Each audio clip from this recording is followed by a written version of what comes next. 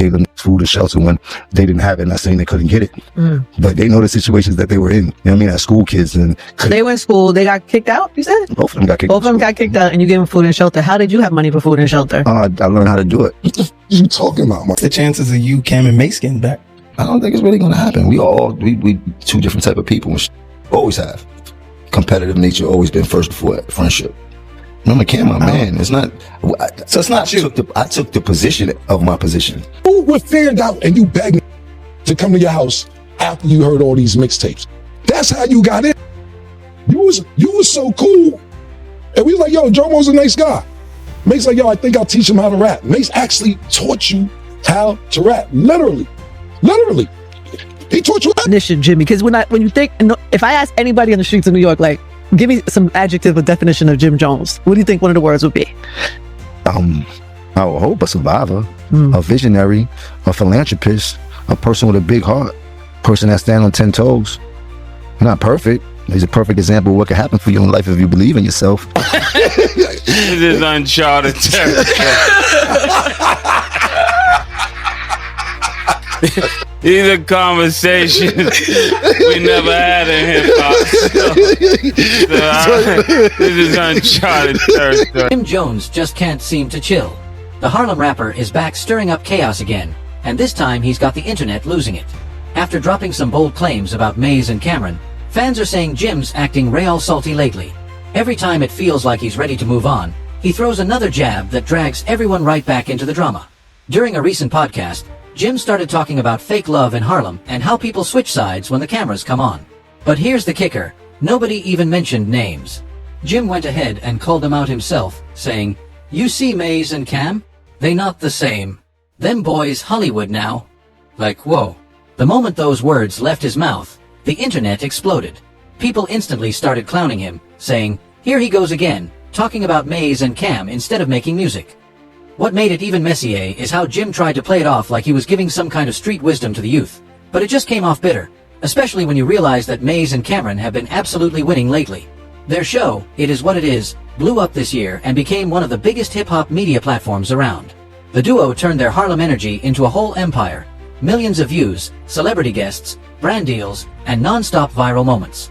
So when Jim threw shade, saying they ain't really from the streets, it didn't sound like truth-telling, it sounded like envy. Fans could feel it. People were calling him out left and right, saying he's just mad because they're shining without him.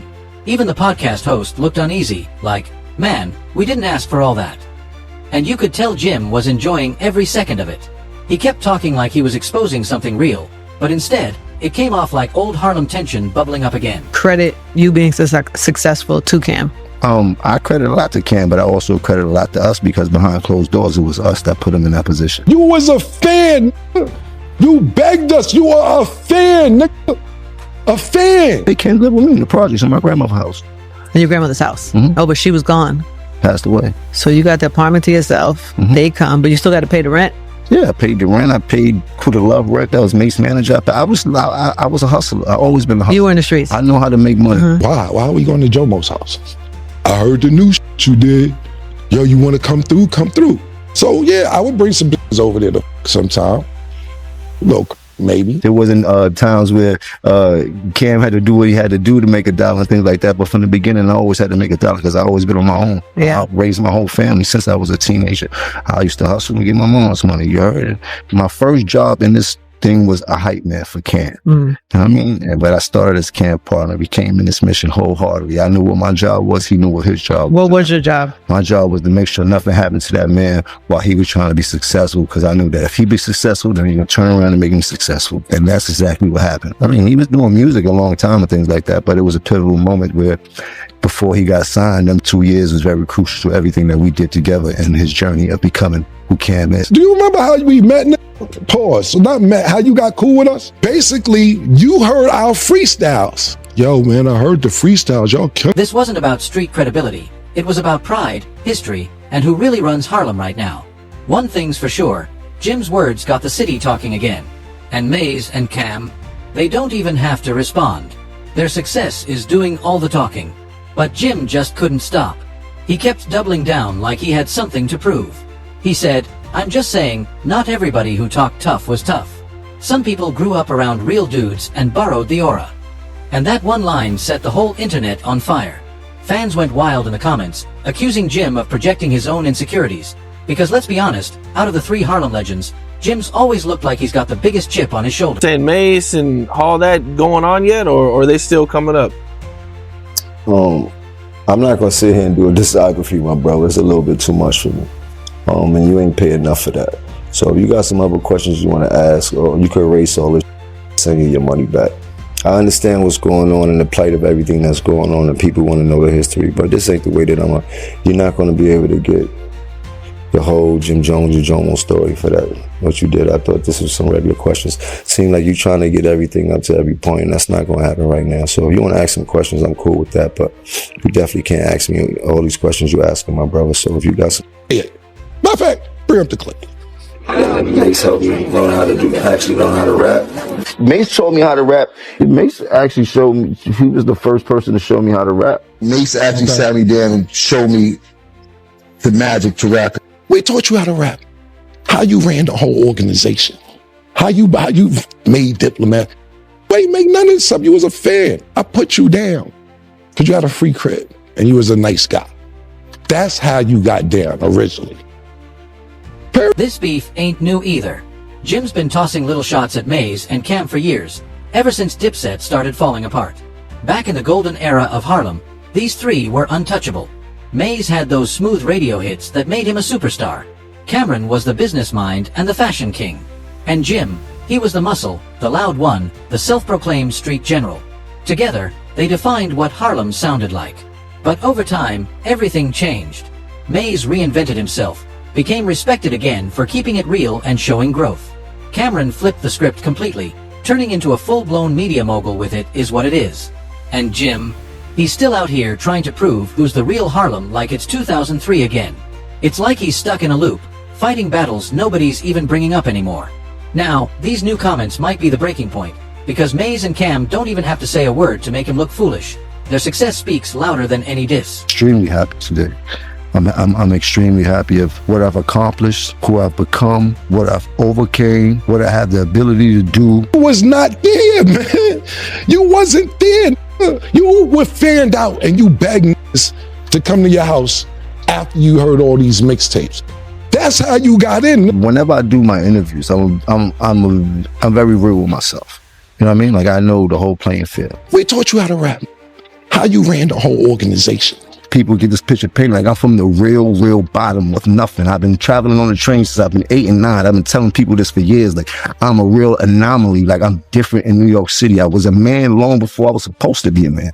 Get out of here. How you made Diplomat. Yeah, you ain't make none of this up. You was a fan. So you gonna sit around and act like you been around all this Harlem and everything. You ever see somebody from Harlem try to act like they from Harlem so bad that you got to keep saying, I'm from Harlem? Fans are pointing out that every single time Maze and Cam make a power move together, here comes Jim with another Harlem Talk moment, throwing a little shade, acting like he's giving life lessons. This latest rant followed the same playbook. When someone asked Jim about it is what it is, he said, it's cool they doing something positive, but let's not act like they ever did anything for the city.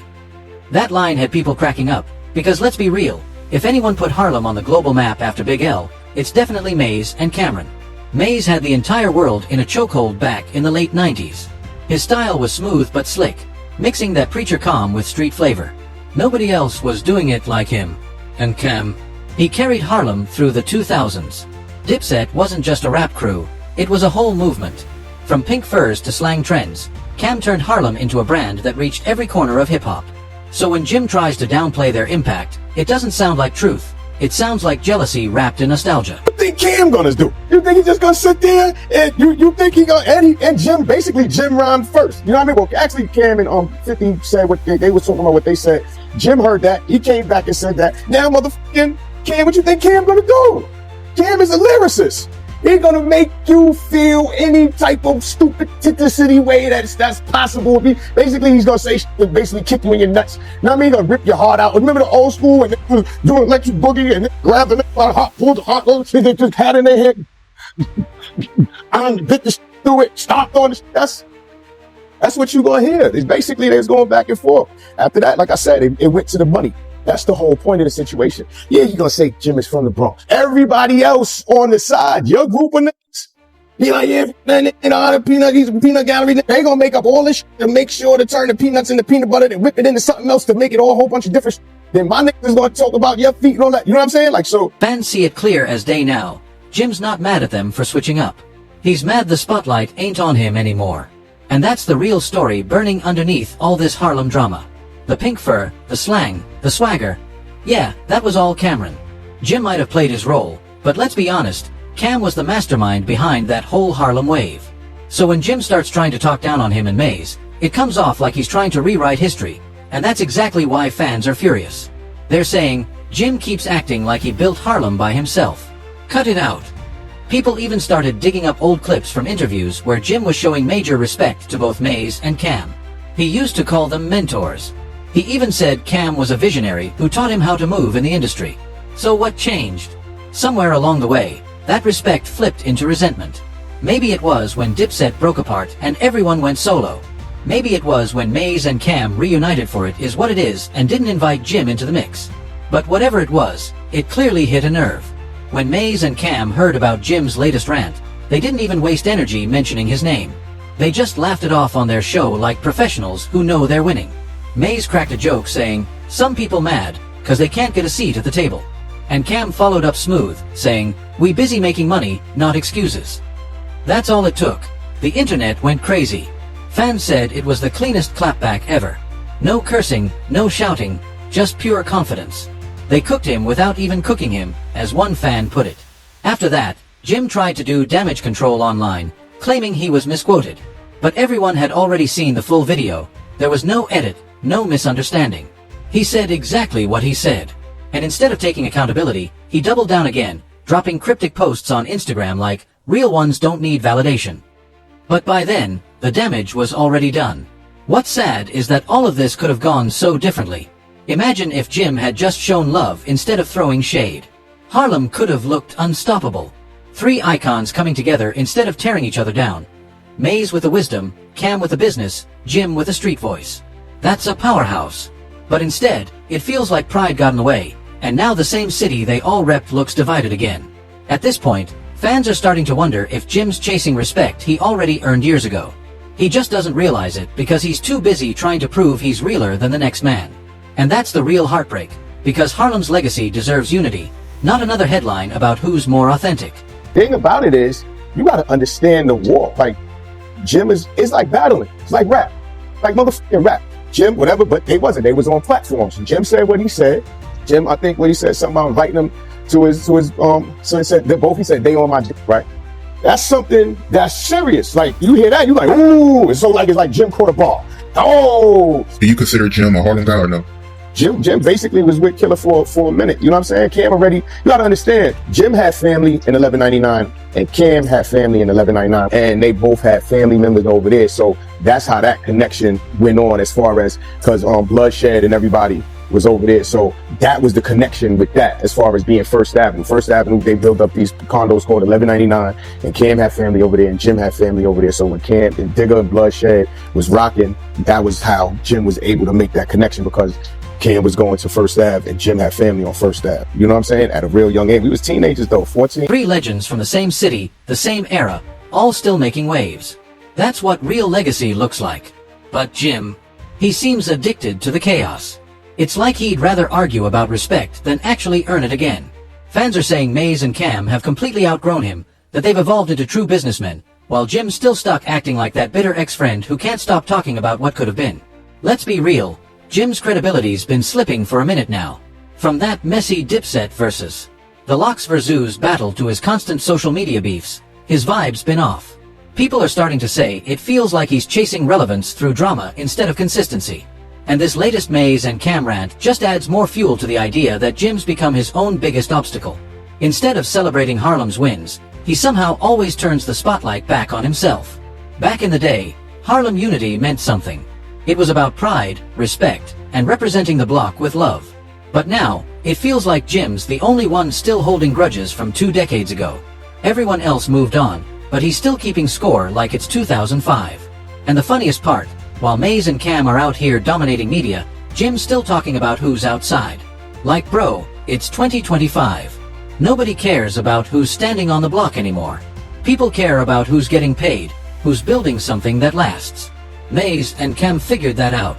They turned their friendship into a whole business empire with It Is What It Is.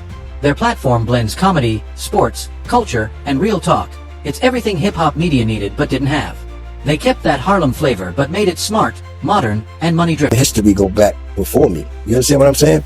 When I met Cam and Jim, they were super close. So I honestly don't really know Jim being from the Bronx and all that. You know what I'm saying? When I met them, they was in 5H, which is, you know what I'm saying, Jim's apartment, and that's, you know, like, I guess that time was after all the stuff Cam had said already with the Children of the Corn and Jim, you know, whatever he said. You know what I'm saying? So, like I said, when I got there, Cam and Jim was like this, super tight. Mace wasn't even in the picture. I don't know Mace like that. You know what I'm saying? Every time I seen Mace, it's been a mutual, you know what I'm saying, respect there. So, you know, that's what that's been as far as me and Mace. You know what I'm saying? As far as, yeah, when I met Cam and Jim, they were already Trump tight and locked in. You understand what I'm saying? The Diplomats was already a name they had. You know what I'm saying? I don't sit there and claim I made the Dip, so that's not something I'm doing. You know what I'm saying? I made Dipset though, the two. Yeah, I did that. You know what I'm saying? But now people got these platforms where, you know, they asking people. Every episode trends. Every clip goes viral. They adapted. That's what winners do. Meanwhile, Jim's out here hopping from podcast to podcast, defending his legacy like anyone's even questioning it. Nobody's saying he didn't contribute. People just wish he'd evolve like the rest. Even rapper Yo-Yo said it perfectly in a recent interview. Some rappers get mad because their peers leveled up while they still stuck in old mindsets. And man, that line fits Jim like a glove. Every time Maze and Cam evolve, Jim starts talking wild again. It's like he can't stand to see them shine without him in the picture. Instead of taking inspiration from their success, he uses it as motivation to stir more controversy. And fans are starting to get tired of it. They miss the Jim who moved with confidence, not the one chasing headlines for attention. Because at the end of the day, Harlem's legacy deserves to be celebrated, not dragged into another ego war. The city raised 3 giants, but only 2 seem focused on the future, while one keeps living in the past. It's like Jim just can't handle not being in the spotlight anymore. Every time Maze and Cam shine, he starts throwing shade like clockwork. And fans are saying there's a reason behind it: jealousy. They've been pointing out how Jim's been trying to launch his own podcast for a while now, but it just hasn't hit the same way It Is What It Is did. He even teased a show with a similar setup, same kind of talk show vibe, but it flopped before it could even get traction. So instead of building his own lane, he's busy throwing rocks at theirs on Twitter. People online have been ruthless too. They started calling him Harlem's 50-year-old hater, which sounds brutal, but this is the internet. Nobody's holding back. Fans started digging up old clips where Jim claimed he put Camron on. Then they matched those with interviews where he admitted that Cam was the one who gave him his first record deal. The contradictions were wild, and it made Jim look messy. Like, how do you go from giving someone credit to trying to take it away? That's the kind of flip-flopping fans don't forget. At this point, it's obvious Jim's biggest battle isn't with Maze or Cam, it's with himself. He can't seem to separate pride from progress. Every time another Harlem native wins, he takes it as competition instead of celebration. But here's the truth. Maze and Cam don't even see him as competition anymore. They're operating on a whole different level. They turned Harlem Street legacy into global relevance. They're signing deals, sitting with moguls, and shaping culture, while Jim's still online trying to prove who's the realest one out the bunch. But when you have to keep reminding people you're real, it usually means they already stopped believing it. And that's the real issue fans are pointing out. The more Jim tries to prove himself, the more he looks insecure. Like a legend who doesn't realize he's already won. Now everyone's asking the same question. What's really driving Jim Jones to keep doing this? Is it pride? Is it ego? Or is it that quiet fear of being forgotten? Because at this point, it's starting to look like all 3. Jim built his name on hustle, loyalty, and pure charisma. Nobody can take that away from him. But lately, it feels like he's clinging to old beefs and past glory instead of creating something new to keep his buzz alive. Fans want to see the Jim who inspired people, not the one arguing online for validation. Because legacy ain't about proving you're real. It's about staying relevant without losing yourself in the process. And right now, Jim's at a crossroads between the Harlem hero he was and the headline chaser he's becoming. That's the real shame, because Jim does have talent. He's got that raw charisma that made him a Harlem icon in the first place. But somewhere along the way, he forgot how to let go of old wounds. that became between Cam and Jim is Jim's success. Cam always looked at him as being the star, Jim being Capo. You know what I'm saying? Right. But it's kind of like Sammy the Bull becoming John Gotti. You know what I'm saying? Gotti's probably gonna feel a little way if Sammy becomes the main man. You know what I'm saying? And in that situation, that's what it is. Jim started to grow as an artist. And as he started to grow as an artist, he started moving from standing behind Cam to he started standing next to Cam. And then it got to a point where he stood in front of Cam. Mm-hmm. And Cam was looking him over his shoulder like, yo, what you doing? And then that built the animosity. And by the time Ballin hit, Cam had a gang of animosity and internal hatred. And I know because I seen it, I was there. He was under the wing. Jim was the muscle. You get what I'm saying? Jim he's Cam's partner. You know what I mean? People think you got all this money. Yeah, I do got money, but if I don't hustle every day to pay these bills the same way you got to work every day to pay your bills, it'd be detrimental for me the same way it'd be detrimental for you. You know what I mean? So it's like I'm constantly on the hustle to make more money. That's what life is about. You know what I mean? Money fixes a lot of things. You know what I mean? They say money don't buy happiness, but it makes me smile a lot of time. Maze and Cam have mastered something that Jim still struggles with: evolution. They figured out that in 2025, you don't have to be in the streets to keep your street cred. You keep it by staying solid, owning your lane, and building something that lasts. That's exactly what their show It Is What It Is represents: Harlem growing up. It's maturity, hustle, and business all rolled into one. But Jim's still acting like it's 2005, like the only way to prove you're real is by dissing somebody. The game changed, but he didn't. And the funniest part, every single time he talks wild about them, Maze and Cam just win even more. Their clips go viral, their followers go up, and they start trending again, while Jim ends up looking like the bitter one yelling from the sidelines. It's turned into a whole pattern now. He talks, they laugh, and the fans pick sides.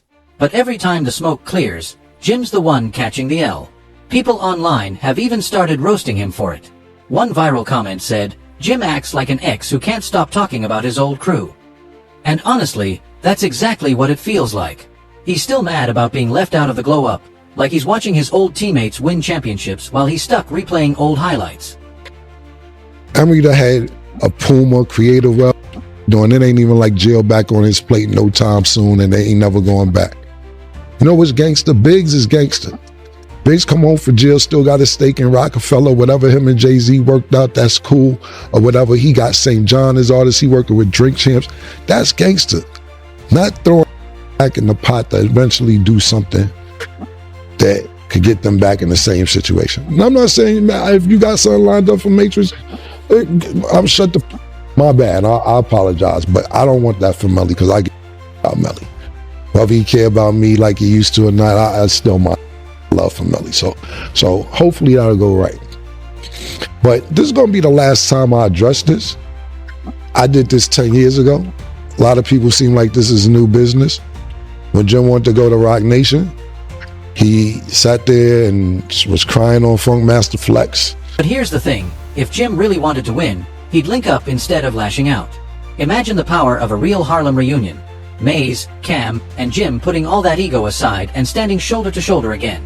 That would break the internet overnight.